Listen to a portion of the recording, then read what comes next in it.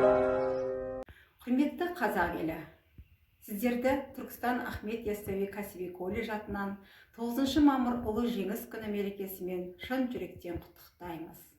Еліміз тыныш, аспанымыз ашық болсын. Бұл күн тарих төрінен ерекше орын алатын күн. Өйткені жер дүниені сілкінткен соғыс өртінің сөнгеніне 75 жыл. Еліміз үшін жан аямай шайқасқан ата-бабаларымызға құрмет көрсетіп тағзым ететін күн. 9 мамырды ұлы жеңіс күні мерекесі деп тойласақ та, оның ауыр салмағы бар екенін бүгінгі ұрпақ ұмытпауы тиіс.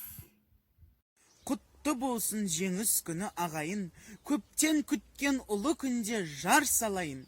75 жыл өтті, міне содан бері еске аламыз өзіңді жеңіс күні. Ата-бабам қан берісіп шайқасқан, ата-бабам намыс бермей айқасқан. Сол жеңістің көрсеткен жемісі ұрпағыңның есінде қалар мәңгі.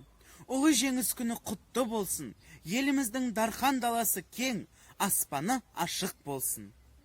Сіздерді қасиетті де ұлы мереке, ұлы жеңістің 75 жылдығымен шын жүректен құттықтаймын.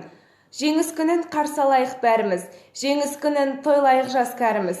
Осындай бір бейбіт өмір сыйлаған ардагерлер ағаларға мың алғыс.